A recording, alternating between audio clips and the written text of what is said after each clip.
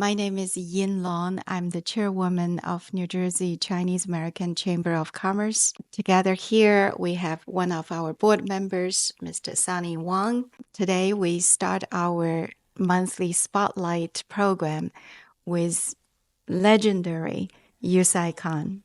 Good morning. Hi, Good Yue morning. Sai. Good morning. It's so wonderful for you and generous to invite us into your beautiful home. And in this room, it's full of history, elegance. Everything reflects you. Thank you. More than 40 years ago, you were the pioneer, went to China, did the program Looking East, and the impact that you have created on all of our lives are profound and still reaching today. I, as one of the little girls at the time, watched you Don't on be the too little. CCTV. Not too little. I was trying to experiment with the lipstick you introduced to all Chinese girls, changed all of our outlooks in life. And today we are sitting here. You are the trooper. We love to hear what you are up to nowadays. With the world has changed so much. You are such a passionate figure. It's all full of passion for life. You know, at this time of my life, I can easily look back at what I've done, right? Because at this age, you can say, well, what have I done? I wrote my autobiography, right? So I could see what I've done. In what is interesting is even when I was a little younger, I was so passionate about creating understanding between America and China. America being my adopted home, China being a place where I was born. I knew very little about China actually. When I was 4 years old, my family moved to Hong Kong. Now, Hong Kong in those days, is not exactly a very Chinese place. Right. Hong Kong was a British colony. Hong Kong was ruled by the British, and they really wanted you to speak more English than Chinese, right? If you don't speak English, you cannot find a good job. Am I right? So I remember my mom and dad were so very eager that we would learn English very well. So basically, I knew so little about Chinese culture. Then until I came to America. Now, what is interesting is that I started doing a show called Looking East. The show was the first one to introduce Asia to the American audience. Americans at that time thought that Asia is just a black hole, that we don't want to know about it, we know nothing about it. But of course, it's very different today. The fastest growing area in Asia, in the world, is Asia, right? And also the population, the whole population is over 60% of the population in the world is in Asia. But in those days, nobody cared about Asia. So I was doing a series called Looking East to introduce different cultures, Asian culture, including Chinese culture, of course, to the American audience. So I already started it in the 70s. So until today, and through the years, look how all the programs I did. I did it for China, CCTV. I did it for Shanghai TV. I did a number of series for PBS. All of these have to do with connecting understanding between East and West, right? So to see where we are today, where we really are sort of toward goal, we're sort of getting disconnected, under particularly this administration. It really is hurting. It hurts us. I'm sure I'm speaking for all three of us because we're Chinese Americans. Yes. And we feel it. We feel the pain in this whole exercise, right? Of tariff war, of war. We don't even know what is going to happen. So I feel as if I'm a big failure. All this time I've done so much, and it ends up like this. It's just very sad. Michael Dell once famously said that people can come up with strategies, but it's the execution makes the difference. And you are a doer. You are a go-getter. You will never be satisfied just by coming up with beautiful ideas. You execute it beautifully. So share with us what you are executing now in terms of building the bridges. Well, first of all, I'm very involved with China Institute in America. China Institute in America is 100 years old. And when I first got involved, I was so surprised that it was so boring. It was so dull. And it's a 100-year-old organization that has been doing its job in promoting Chinese culture, but nothing was happening. But I said, we got to make Chinese culture chic. We got to make Chinese culture active, right? So now today, since I became chair particularly, I think the China Institute is a changed place. It has so many things going on right now, so many activities. We have a fantastic CEO that we just hired 2 years ago, and he's actually very, very steadily moving China Institute into a very stabilized organization, doing what it is supposed to do, which is to promote Chinese culture. We are not political in any way, shape, or form. We just don't know how to be political. I don't. But the culture, we are very proud of it.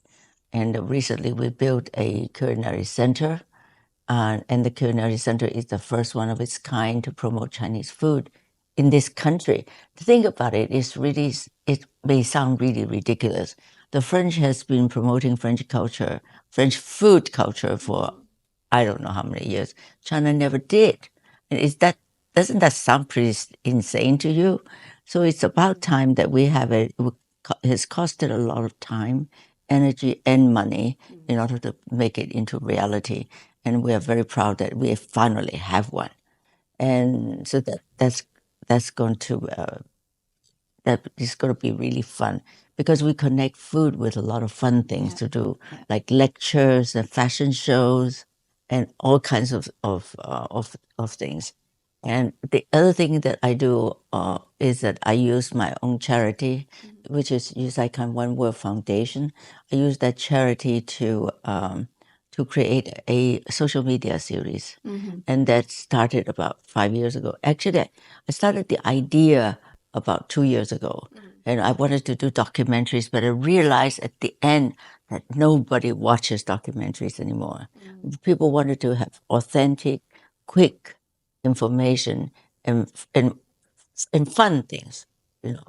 So I decided to do a series called the One World Foundation. So we wherever I would go, I would bring a cameraman and a couple of cameras, and we just I live in Hawaii, so we did a few series on Hawaii, and I go to China because I love eating in China. You will see a lot of food pieces in China because the food there is just to die for, it's so fantastic. And then I just was in Egypt, so we're going to put together a 5-part series on Egypt as well. So One World goes to all these countries. The aim is to understand diversity. Aim is to help people to understand other cultures better. What is the biggest fear that we have? Is the fear of not understanding each other. And this is the reason why you have war, right? And this is the reason you have all this mess in the world today. So hopefully by doing that again, I'm hoping to connect East with West. So it looks like that all my life I've done nothing but just, isn't it true? Yeah, is actually you are the pioneer and legacy of sort of building the bridge between East and the West. Like you mentioned, back to 1980s, you created Looking to the East to help the American to understand China, the real China. But given the situation like today, the rising nationalism and also the AI-driven reshapes the communication between the people. Do you think it's harder or easier to do the cross-cultural understanding? And do you have any advice on the today's the young people, especially for the the generation how to mutual respect with at the same time to keep their identity as well.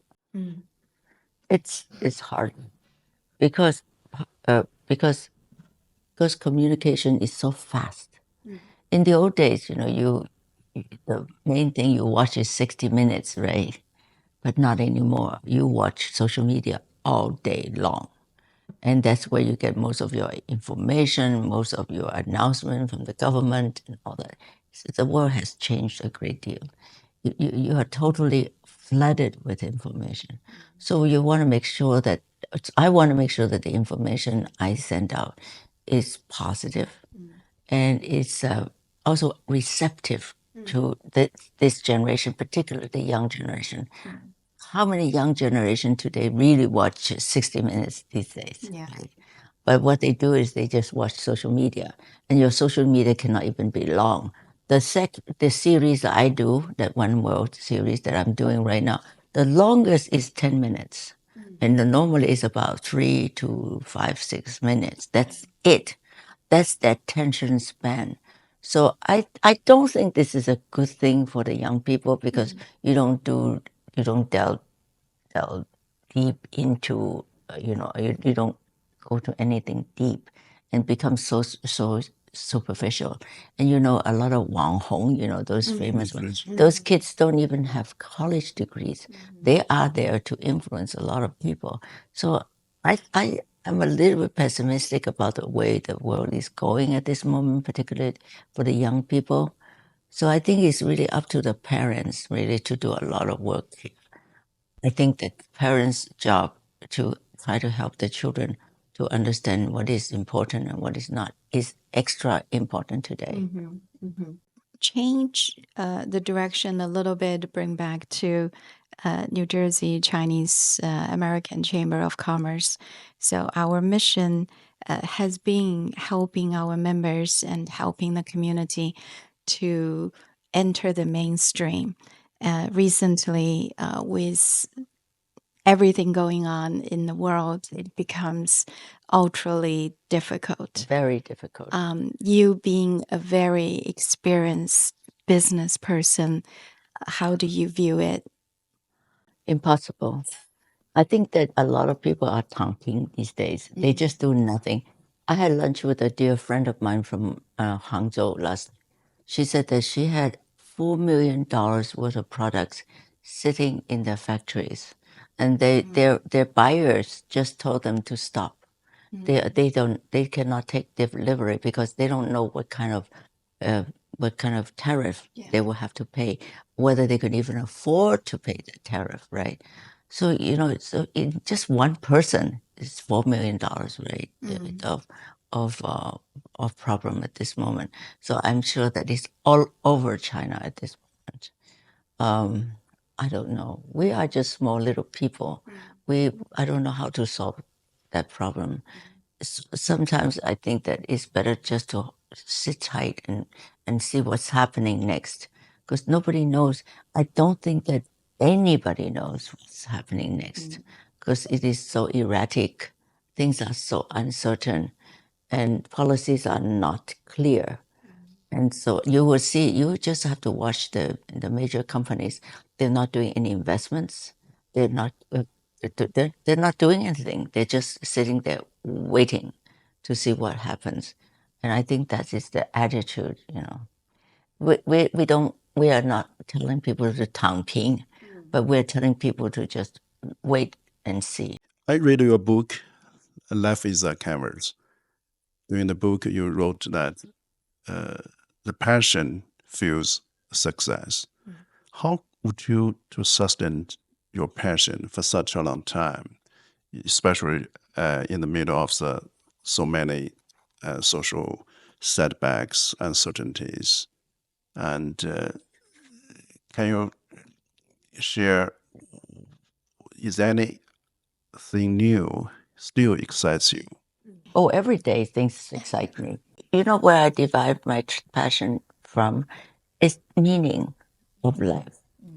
Everybody has to find a meaning. We, as human beings, we need to choose our meaning in our own life. If you think that this is meaningful for you, then you would be passionate to do it. If this has no meaning and you have no talent to do it, your passion is useless.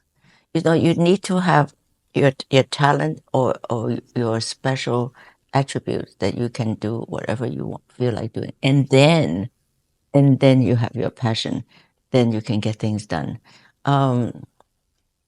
Sometimes I ask myself, oh, why do I do this? My answers sometimes can surprise myself. I say, I think I'm the only one who can do it. Sounds very boastful, but it's not meant to be boastful.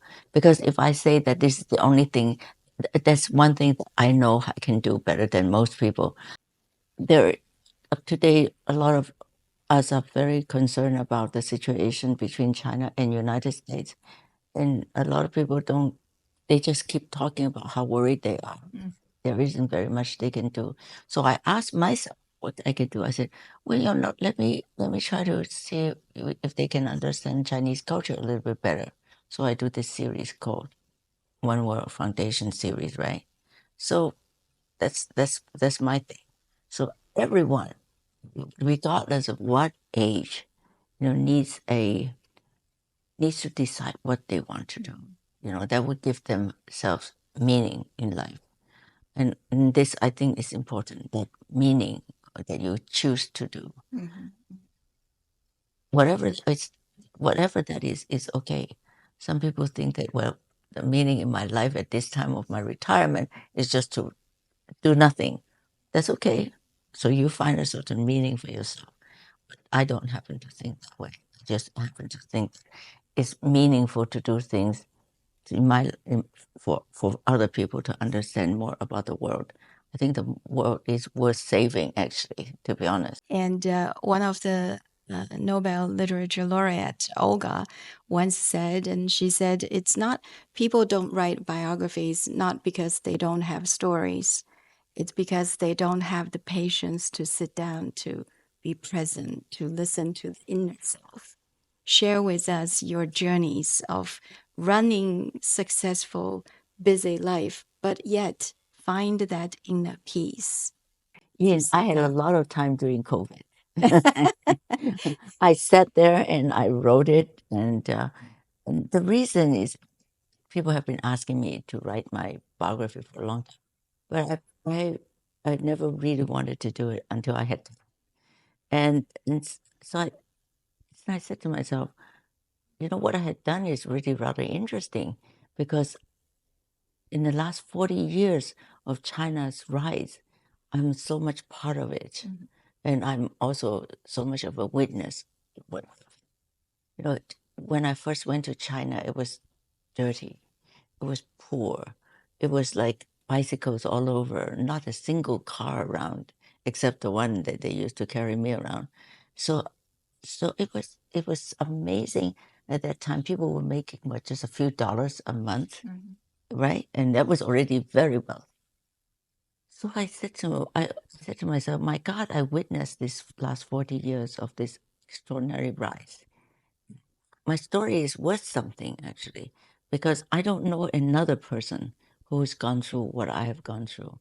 And I was involved both in the media and also in consumer product with my cosmetic company. So I have a very unique a position to observe what has actually happened. So my story actually in China also reflects the rise of China, in the last 50 years. I witnessed how hard they work. I witnessed how the government policy changed constantly just to help with the change of the world or a lot of people think that China is a very rigid, a communist country, but I didn't find it to be the case. I find China really very, very flexible. Look at what they have opened now, the financial market to the world today. 20 years ago, would I ever think that would ever happen? You're in finance. You know that it was impossible to even think that, right? And China has changed so much. In the last 40 years that I've been living in China, I've been working in China, I noticed that the lower class, the poor class, have truly risen. You know, today you don't find a homeless in China. You don't find people, you know, you do see a few beggars once in a while, by the way. But the funniest thing is that they give you a QR code so that you can give them money, right? They don't even take cash anymore. No cash, please. Give me money. Give me QR code to give me money through my. It is the country changed so much. Today, you know, they're driving some of the most extraordinary cars. Yes. I've never seen cars like this in this country. And my very wealthy Chinese girlfriends are buying, instead of Rolls Royce, they're getting rid of their Bentleys and the Rolls Royce, and they're buying Chinese electric cars. You know, now you go to, you know, the last time I went to China, I didn't find any itching in my ears and eyes anymore because there is no more pollution in the air.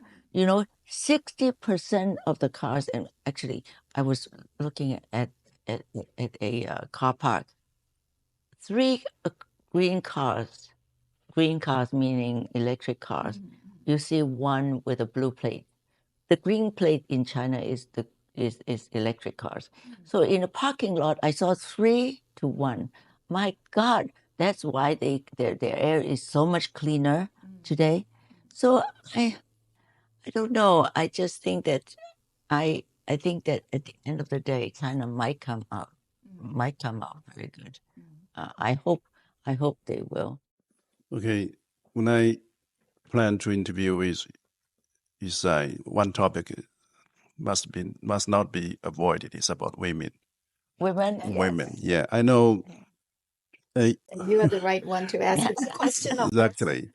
So I know, you know, you devote yourself to advocate the women's rights, women's access to the gender equality, or even the women's beauty. You define the Asia beauty, and but how can you, you know, since there's a Mother's Day is coming, in April, and in March is a Women's Day.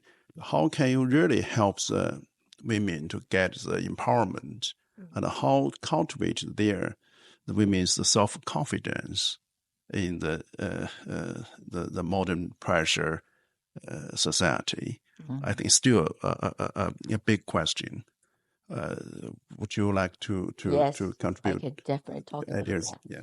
One of the reasons I put together cosmetics is because I noticed that if I'm dressed up, I know that I have a nice dress on, beautiful shoes, and a hat on. I know that I am looking good. Don't you think that when you look good, you feel good about yourself? So there's a thing called cosmetics. It actually helps. If your mouth is too small, it can make it bigger. If your nose is too flat, it can make your nose look taller. And your skin is very bad, foundation can change all that. So in a way, it empowers women just to be able to know that there is something that we can do in order to make ourselves better, physically at least, right? But the good thing about China is that a lot of people ask me, do you find it difficult to do business in China? You know, to be honest with you, I didn't. The reason I was wondering why I have to say no is because China doesn't have anti-women policies. It's not like in the Middle East and some other places where the people are actually, the women are not allowed to do this and this. No, not at all. The women in China have no problem buying a house in their name. The women in China have no problem getting divorced, even though it's still a little bit difficult. Women today can build businesses on their own. Today, in fact, a lot of very rich Chinese are women. Okay, they're so intelligent. Look at the Uber of China. The bigger than Uber actually is Didi, right? Yes. Didi started by a woman. The women can do a lot of things. I have girlfriends who own marble mountain, marble quarries. Can you imagine women doing that?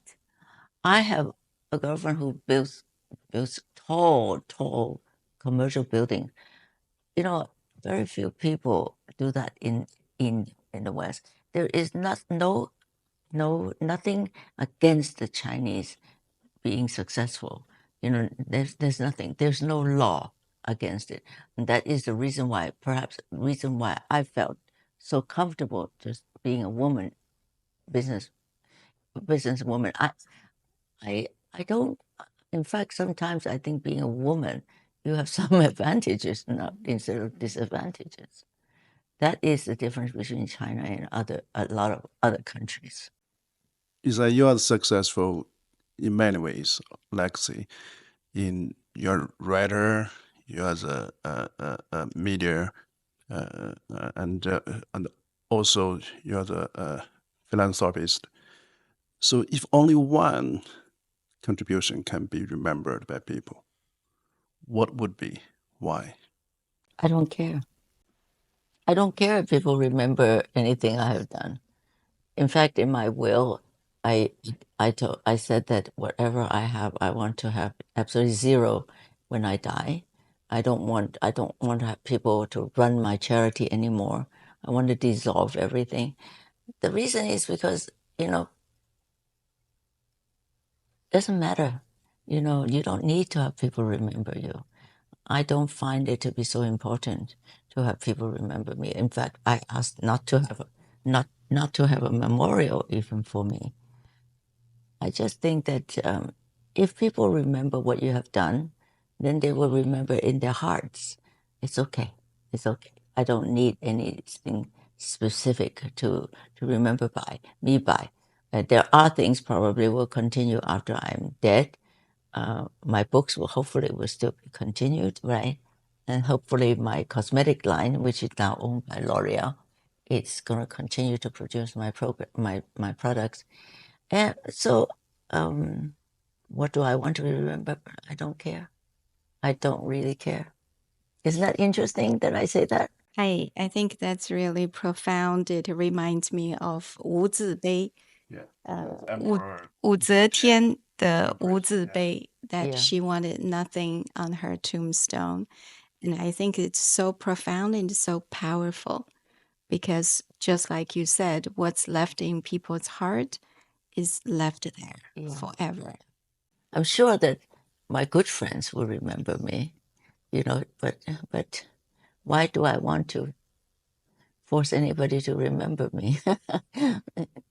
It doesn't matter anymore. Once you're dead, you're dead. Notice that your friends have died, right? And in the old days, I used to eliminate them from my Rolodex, my contact list. Now I don't anymore.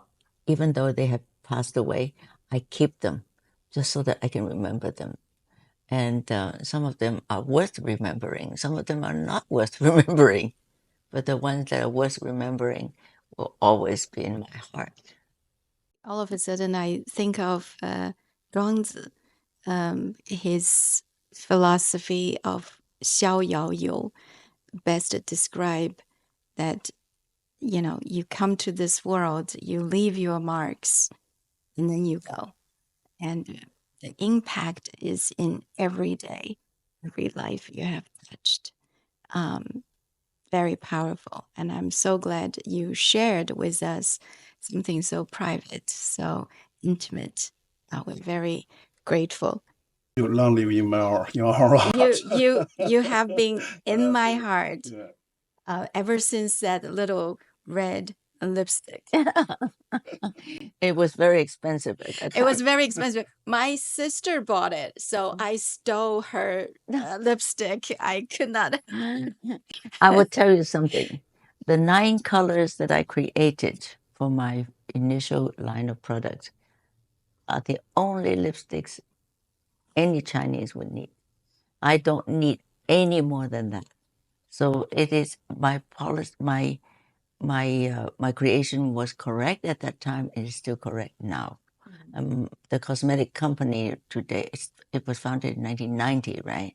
So it's one of the oldest brands real brands in China, actually, right?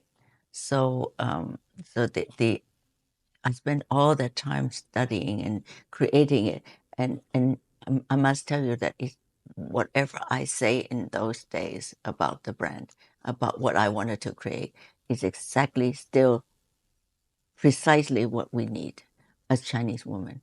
So if you say, what am I proud of? This is the kind of stuff I'm proud of that I did. The TV series I did for CCTV, they changed all the people's perception about the world. That was done because Chinese government wants it. They wanted to educate a whole generation of people. They knew nothing about the world, right? I mean, so they say, if we know nothing about the world, the Chinese knew nothing about the world knew nothing about China, how could we have like a kaifang? How could we open ourselves up to the world? So they were smart. They used television. They found me, and I was doing Looking East, right? So they found me, and the rest was history. I always say that, if you do something right at any point of your life, some other good things is going to happen later on. So I did Looking East, and everything that when I was doing it, some people would say, well, Asia is not important, Asia is not interesting, and nobody wants to know. It's not true. Then it led to my career in television in China and made me so famous. And it changed the perception of a whole nation about the world. So you never know what happens in your life in the future. But most important thing, whatever you do it to the best of your ability. You don't even know what I went through in order to produce the series for China. They had no money for me. That I had to produce this honestly about the world for the Chinese people. But I worked really, really hard for it. And it was not for money, obviously. They had no money for me. So what do you do it for? Because you strongly believe that this will help humanity. And that's why you do it, really. It's not because of money or fame or anything. I didn't even know I was so famous. It was only after the whole series I went back to China, and I did a book called One World. It's about the series, all the television scripts and everything. I put in that book, and I had a book signing, and people were standing. People were there for hours waiting for me to arrive. I didn't know I was so famous, but it wasn't because of that I did the show. I worked so hard for it. You just have to find meaning in your life, remember? You have to find your own meaning in your life. Sometimes meaning can be created by yourself in a vacuum. Sometimes meaning can come your way and you say, I see this, I got this. I'm going to take the opportunity I want to take this opportunity to do it.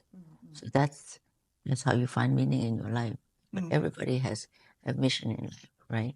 I remember growing up that the slogan that we have is women can hold half of the sky, right? So 半边天, that is so true in China. I'm glad to hear that. I think whenever we have fun, time passes by so quickly. We want to really thank you for generously offer your time, your wisdom, your advice. Before we end, we would love to have you say a few words to our New Jersey Chinese American Chamber of Commerce members and all the fans of yours. Okay, let me just think about what I'm going to say. So I'm very thrilled that you came to have a conversation with me. I was very honored that I was one of your past honorees. And I thought that the Chamber of Commerce is a very important organization because the chamber is where you can find people who you can talk to when you have problems. When you're doing really well, okay, those are the people you may want to share and boast about your successes. But more importantly, I think the chamber provides an opportunity for you to talk to people when you have a problem. And I must tell you that when I started business in China, there was no chamber of commerce that could help me. And there was certainly not chamber of commerce that could help me to solve problems in China at that time when nobody was doing business in China. So you are lucky members of the chamber, and you're lucky to have leadership that are willing to be helpful to you as well. So rely on them, their collective wisdom, and I'm very grateful that I'm part of this.